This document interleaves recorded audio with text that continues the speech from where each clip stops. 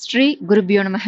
ஸ்ரீ கணேசாய நமக. அனைவருக்கும் நமஸ்காரம். இன்று ஆஷாட சங்கஷ்டகர சதுர்த்தி விரதம். இதன் விரத கதையானது முத்கல புராணத்தில் உள்ளது. இந்த விரதத்தை இந்திரன் அனுஷ்டித்து அவனது கஷ்டங்கள் எல்லாம் விலகி அவனது பதவி அவனுக்கு மீண்டும் கிடைத்ததாக புராணம் சொல்கிறது. அதனால் விரதம் இருப்போர் இல்லாதோர் என அனைவரும் இதை கேட்பது உயர் பலன் தரும். கேட்பவரது பாபங்கள் விலகும், சர்வ சித்தி கிடைக்கும், மனோ விருப்பங்கள் பூர்த்தியாகும் என்று சொல்லப்படுகிறது. நாம பதிவுக்குள்ள போகலாம். பவித்திரமான புராணம், விநாயகருக்கு மிகவும் பிடித்தமான புராணம் முத்கல புராணம். அதில் தசரத சக்கரவர்த்தி கேட்க அவரது ஆச்சாரியார் வசிஷ்டர் அவருக்கு உபதேசம் செய்வது போல அமைந்துள்ளது இந்த ஆஷாட சங்கடகர சதுர்த்தி. அவர் பிரதி மாதம் பிரதி பட்சம் இந்த சதுர்த்தி விரத கதை கேட்கிறார். பின் அவரே ஸ்வயம் அனுஷ்டானம் செய்து ஸ்ரீ கணபதி பிரசாதத்தாலேயே ஸ்ரீ ராமச்சந்திர பிரபு ஜனித்ததாகவும் புராணம் சொல்கிறது. தசரத சக்கரவர்த்தி கேட்கிறார், ஹே குருவே, கேட்டாலே அனைவரது பாபத்தையும் போக்கக்கூடிய பரம சுகத்தை கொடுக்கக்கூடிய ஆஷாட சங்கஷ்டகர சதுர்த்தி கதையை சொல்லுங்கோ அப்படின்னு சொல்லி கேட்கிறார். வசிஷ்டர் சொல்றார், ஓ,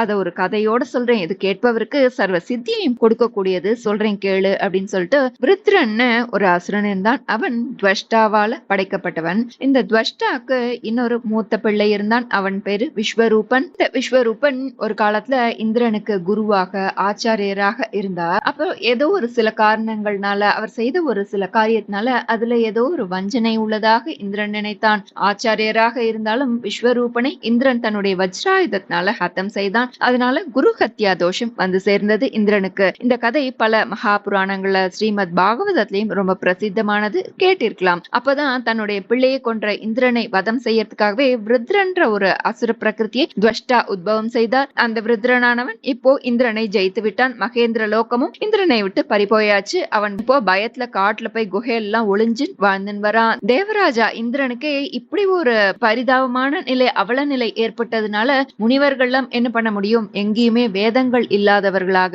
வேதோக்த ஹோமங்கள் நடக்காம எல்லாமே பிரஷ்டாச்சாரர்களாக இருந்தார்கள். எங்க பார்த்தாலும் எல்லோருக்கும் எல்லாத்திலையும் கவலை, பயம் அப்பி இருள் சூழ்ந்ததாக இருந்தது அங்குள்ள நிலையெல்லாம். அவர்கள் எல்லோரும் தங்களையே தங்களுடைய சரீரத்தை வருத்தி கொண்டு உருக்கிண்டு தபஸ் செய்கிறார்கள். இந்திரனோ குகையில வசிச்சுட்டு இருக்கார். அப்போ திக்கற்றவருக்கு தெய்வமே துணை. அந்த தெய்வம் எப்படி வந்து குரு ரூபத்துல வந்தது. அப்போ கிருத்சமதர்னு ஒரு பெரும் யோகி அங்க வரார். குருவை பார்த்த உடனே சாஷ்டாங்கமா ஒரு தடிய போல விழுந்து வணங்குகிறான் இந்திரன். இந்திரன் சொல்றான், குருவே, எனக்கு இன்னைக்கு ரொம்ப நல்ல நாள். என்னுடைய ராஜ்யம் எல்லாம் என்னை விட்டு போனாலும் உங்களுடைய பாத தாமரையை நான் பார்த்தேனே. நான் பரம பாகியசாலி, பரம யோகீஸ்வரன். நான் இந்த தினத்துல தரிசனம் பண்ணிருக்கேன். பரம துஷ்டனான விருத்தாசுரன்றவன் எங்களை ஜெயிச்சு எங்களுடைய ராஜ்யம் எல்லாம் பறிப்ப எடுத்து லோகத்துக்கே கஷ்டம் வந்தாச்சு. நாங்கெல்லாம் இப்ப பசுக்களை போல வசிச்சுட்டு இருக்கோம் மறைந்து. எந்த விதமான வேதோக்தமான யக்ஞ யாக காரியங்கள்லாம் எதுவுமே நடக்கிறது இல்ல. அதனால தேவதைகளுக்கெல்லாம் புஷ்டி பலம் எதுவுமே இல்லாம இருக்கு.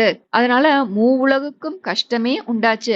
இந்த நேரத்துல உங்களுடைய தரிசனம் கிடைச்சது எங்களுடைய பாக்கியம். என்ன புண்ணியத்தினால எங்களுக்கு நீங்க தரிசனம் கொடுத்தீங்களோ தெரியல. ஹே குருவே, என் மேல கருணை புரிந்து இந்த விருத்ரன்ற மகா சத்ருவை சம்ஹாரம் பண்ணறதுக்கு ஏதாவது ஒரு வழி இருந்தா சொல்லுங்கோ அப்படின்னு சொல்லி இந்திரன் அவரை கேட்கிறார் குருவை. இந்த கதையெல்லாம் வசிஷ்ட தசரத சக்கரவர்த்திக்கு சொல்லியிருக்கார். கிருத்சமதர் உடனே கருணையோட அவனை பார்த்து அவனுக்கு உதவி பண்ணறதுக்காக இது இந்திர பதவிக்காக இதை செய்யல, உலகத்தை ரட்சணம் பண்ணணும் இல்லையா, அதுக்காக. இந்திரனுடைய பதவின்றது ஒரு தேவராஜா இருந்தாதானே அங்க சரியாக இருக்கும், எல்லாம் சரியா நடக்கும். இல்லைன்னா அராஜகம் தானே இருக்கும். ஒரு தலைமை லீடர்ஷிப் இருக்கணும் இல்லையா. ராஷ்டிரத்தை காக்கக்கூடிய ராஜா இல்லைன்னா ராஜ்யத்துக்கே கஷ்டம், அழிவு உண்டாகுமே. அந்த கிருத்சமதர் சொல்றார், அப்பா, நன்மையும் தீமையும் பிறர் தரவாரா? உன்னுடைய ராஜ்யத்துல சதுர்த்தி விரதமே இல்லாம பட்டு போச்சுப்பா. விரத பிரஷ்டன் ஆயிட்டியே நீ இப்படி. ஹே தேவேந்திரா, அந்த விரதத்தை நீ நிச்சயமா அனுஷ்டானம் பண்ணணும். உனக்கு உண்டான இந்த சொர்க்கத்துக்கெல்லாம் ராஜாவா இருக்கேங்கிற ஒரு மதத்தினால, கொழுப்புனால நீ இந்த விக்னேஸ்வர மந்திரம் உனக்கு உபதேசிக்கப்பட்டதே, அதை ஜபம் பண்றதையும் அந்த கணேச மூர்த்தியை ஆராதிக்கிறதையுமே நீ நிறுத்திட்ட.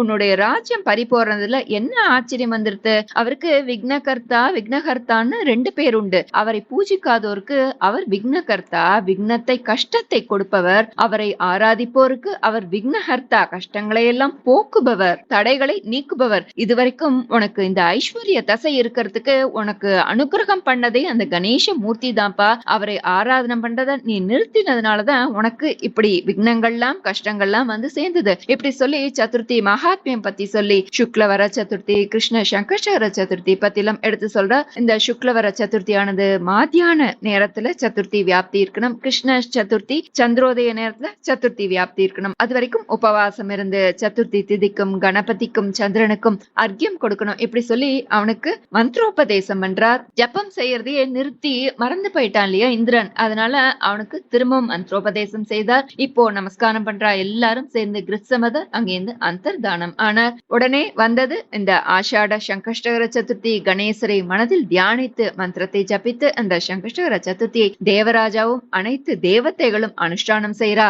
அவர்களுக்கெல்லாம் ஒரு உபாயம் கிடைத்தது. என்ன அப்படின்னா, ததீச்சி முனிவர்னு ஒரு முனிவர் தெரியும் இல்லையா, அவர் லோக மங்களத்துக்காக தன்னுடைய சரீரத்தையே தியாகம் செய்தார். அவருடைய முதுகெலும்பு இருக்கு இல்லையா, அஸ்தி, அதுல இருந்து அவர் வஜ்ராயுதம் உண்டு பண்ண. அந்த வஜ்ராயுதத்தினால தேவதைகள் குழும இந்த விருத்ரனோட யுத்தத்துக்கு போய் பின் ஒரு உபாயத்தினால இந்த விருத்ரனையும் சம்ஹாரம் செய்தார். அமராபுரியில சந்தோஷமாக இருந்தார். உடனே இந்திரனே தனக்கு இப்பேற்பட்ட சித்தியை கொடுத்த தன்னுடைய கஷ்டங்கள்லாம் போக்கின இந்த சங்கஷ்டகர சதுர்த்தி விரதத்தை எல்லாரும் அனுஷ்டானம் பண்ணறதுக்காக பூலோகம் முழுக்க உபதேசம் நடந்தது. இந்திரேன போதித்தம் பக்தியா சர்வ சித்திகரம் மகத் அப்படின்னு இந்திரனே போதனை பண்ணாராம். இது சர்வ சித்தி கொடுக்கக்கூடியது, சகல கஷ்டங்களையும் போக்கக்கூடியது, இதனால் சர்வ சித்தி கிடைக்கும் அப்படின்னு சொல்லி இந்திரனே எல்லோருக்கும் உபதேசித்தார். அவ்வளவு தேவகணங்களும் எல்லா முனிவர்களும் பூலோகத்துல உள்ள எல்லா மனிதர்களும் இத கடைபிடித்தார்கள். கணபதியை பூஜித்தார்கள். பிருத்திவியாம் சர்வ லோகாக தத்விரதம் சக்ரு விசேஷத்தக அப்படின்னு பிருத்திவி இந்த பூலோகத்துல உள்ள எல்லா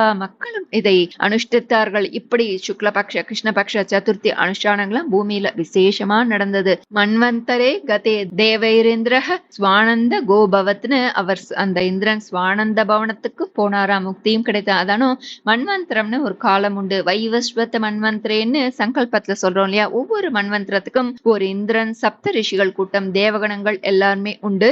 அந்த இந்திரன் அந்த மன்வந்திரம் முழுக்க ஆட்சி பண்ணி கடைசியில தேவதைகளோட ஸ்வானந்த பவனத்துக்கு போய் சேர்ந்தான். பரம கானாவத்தியன் ஆனான் அப்படின்னு சொல்லப்படுறது. இந்திரன்றது ஒரு பதவி, PM CMன்றது போல அது ஒரு பதவி. இப்ப இருக்கக்கூடிய இந்திரனுக்கு புரந்தரன்னு பேரு. பல இந்திரன் உண்டு. அடுத்த இந்திரன் பலி சக்கரவர்த்தி அப்படின்னு சொல்லப்படுறது. பூமியில இருக்கக்கூடிய எல்லா மனிதர்களும் பகவானை கணேச மூர்த்தியை விநாயகரை பூஜித்து சதுர்த்தி விரதத்தை அனுஷ்டானம் செய்து அவர்களுக்கும் கிரமமாக முக்தி கிடைத்தது. இப்படி இந்த மகாத்மியம் சொல்லப்பட்டது. ஒரு பானை சோற்றுக்கு ஒரு சோறு பதம். அதனால இந்த விரதத்தை தெரிந்தோ தெரியாமலோ எப்படியாவது அனுஷ்டானம் பண்ணணும். இப்பேற்பட்ட அனுஷ்டானம் பண்றவர்களை பார்த்தாலே மற்றவர்கள், அதாவது விரதம் அனுஷ்டிக்காம இருக்கல, அவள்லாம் இத பார்த்தாலே பாபம் போகுமாம். ஏன்னா அவர்கள் பவித்திரமானவர்கள், அவர்களே இந்த பூமியை சுத்தி பண்ணுகிறார்களாமா. அது போல எவ்வளவோ பேர் இந்த விரதத்தை அனுஷ்டானம் பண்ணி பிரம்ம பூத்தர்களாகி இருக்கிறார்கள். அவர்களுக்கெல்லாம் மோட்சமும் கிடைத்தது, கணபதி சாயுஜ்யம் கிடைத்தது. இதுக்கு முடிவே இல்லை. இப்படி சொல்லிண்டே போகலாம். எல்லாத்தையும் நம்மளால சொல்லி முடிக்கவே முடியாது. அவ்வளவு பேர் இதை அனுஷ்டித்து பலன் பெற்றிருக்கிறார்கள். அதுல இந்த இந்திரனோட சரித்தம் சொல்லப்பட்டிருக்கு. இப்படி ஆஷாட சங்கஷ்டகர சதுர்த்தி விரத கதை யார் கேட்கிறார்களோ படிக்கிறார்களோ பட்டேத்வா லபதே சோபி வாஞ்சித்தம் நாத்ர சம்சயக, சந்தேகமில்லாமல் அவர்களது விருப்பங்கள் நிறைவேறும், காரிய சித்தியாகும். இப்படி முத்கல புராணம் சொல்றது. அவர்கள் விரும்பியது கிடைக்கும் அப்படின்னு சொல்லப்படுது. அனைவரும் இந்த நன்னாளில் விநாயகரை வணங்கி அவருக்கு விசேஷமான அருகம்புல்லால் வன்னி பத்திரத்தால் வாசனை மலர்களால் அர்ச்சித்து ஆராதித்து அவரது அனுகிரகத்துக்கு பாத்திரமாவோம். இந்த நன்னாளில் சங்கடங்களை போக்கக்கூடிய சங்கஷ்டநாசன கணேச ஸ்தோத்திரம், கணநாயக அஷ்டகமும் சொல்லலாம். சங்கடநாசன கணேச ஸ்தோத்திரம். நாரத உவாச்ச प्रणम्य शिरसा देवं गौरीपुत्रं विनायकं भक्तावासं स्मरेन् नित्यमायुष्कामार्थसिद्धये प्रथमं वक्रतुण्डं च एकदन्तं द्वितीयकं तृतीयं कृष्णपिङ्गाक्षं गजवक्त्रं चतुर्थकं लम्बोदरं पञ्चमं च षष्ठं विकटमेव च सप्तमं विघ्नराजं च धूम्रवर्णं तथाष्टमं नवमं बालचन्द्रं च दशमं तु विनायकम् एकादशं गणपतिं द्वादशं तु गजाननं द्वादशैतानि नामानि त्रिसन्ध्यं यः पठेन्नरः न च विघ्नभयं तस्य सर्वसिद्धिकरं परं विद्यार्थी लभते विद्यां धनार्थी लभते धनं पुत्रार्थी लभते पुत्रान् मोक्षार्थी लभते गतिं जपेत् गणपतिस्तोत्रं षड्भिर्मासैः फलं लभेत् संवत्सरेण सिद्धिं च लभते नात्र संशयः अष्टभ्यो ब्राह्मणेभ्यश्च लिखित्वा यः समर्पयेत् तस्य विद्या भवेत् सर्वा गणेशस्य प्रसादतः इति श्रीनारदपुराणे संकष्टनाशनं नाम गणेशस्तोत्रम्.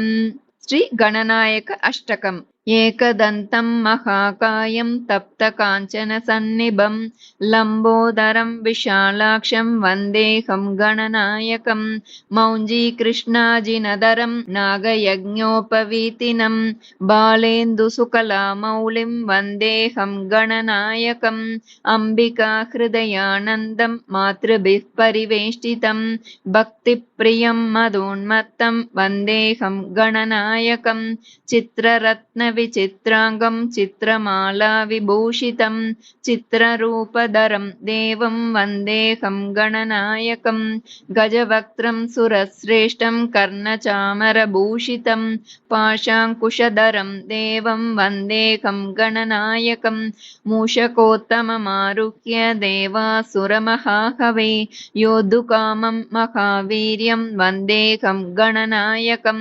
यक्षकिन्नरगन्धर्वैः सिद्धविद्याधरैः सदा स्तूयमानं महाबाहुं वन्देऽहं गणनायकं सर्वविघ्नहरं देवं सर्वविघ्नविवर्जितं सर्वसिद्धिप्रदातारं वन्देऽहं गणनायकं गणाष्टकमिदं पुण्यं यः पठे सततं नरः सिद्ध्यन्ति सर्वकार्याणि विद्यावान् धनवान् भवेत् इति श्रीगणनायकाष्टकं सम्पूर्णं। श्रीगुरुभ्यो नमः।